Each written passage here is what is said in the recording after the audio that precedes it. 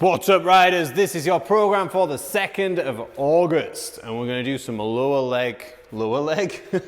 body, leg focused strength endurance work to start with. To add some muscular endurance through the legs and core, because obviously these heavier squats are great for core. You're going to do a back squat for 8 reps and then a front squat for 3 reps. Let me just double check that. So leave the weight up to you. What we're going to do is keep the weight the same for the back squats as the front squats. We're going to do on the minute, every minute for 12 minutes. The first minute will be 8 back squats. And then the second minute is going to be 3 front squats at the same weight. So you would obviously re-rack the bar in between, resting as much as you like within the remaining time within that minute. So it'll be 3, 2, 1, go. On 0, you start, do 8 reps of back squat. That might take you 20 seconds. That'll leave you 40 seconds to rest. And then 3 front squats might take you 10 seconds, and that leaves you 50 seconds. Repeat by alternating until you've done 12 minutes or 6 rounds of each. The weight, as I said, well, I'll leave it up to you. But it should be probably at least 50% of your 3 rep max. The determining factor will probably be whether you can front squat the same weight that you can back squat on this. This is going to be a progressive program over the next 3 weeks. So we will do more reps on the back squat each week as we go. But the front squats will remain the same, so don't be too concerned about that. If you can just manage 3, then that'll be perfect. The body weight only option, or if you have a little bit of weight option, instead of the back and front squats, is going to be sissy squats. So be careful if you have any issues with tendons in your knees. If you've already got any inflammation, this might be difficult for you, and you can sub out for higher rep goblet squats.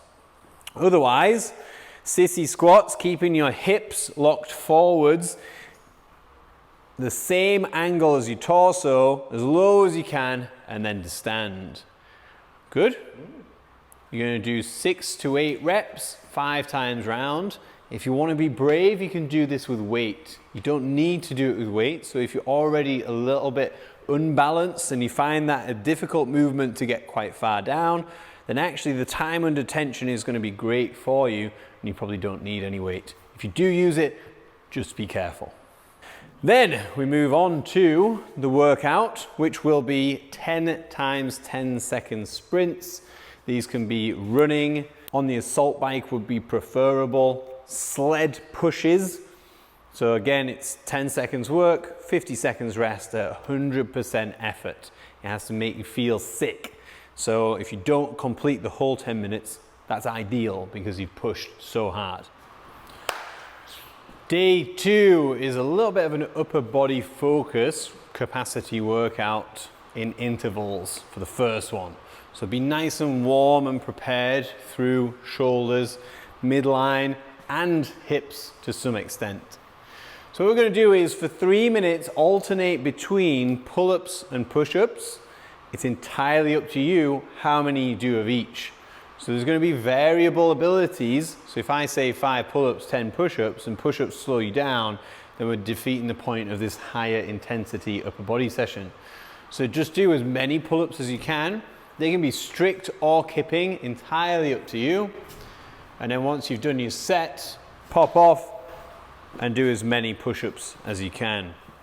What I would suggest though, is that you don't do more than 30 push-ups or 15 pull-ups on your first set or any subsequent sets after that, and alternate between so you get a nice flow for the whole 3 minutes working.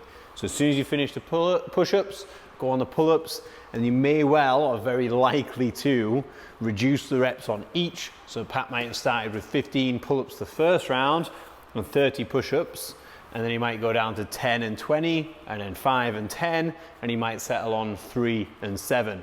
It doesn't matter how many of each, just as long as you're going in between with very little rest.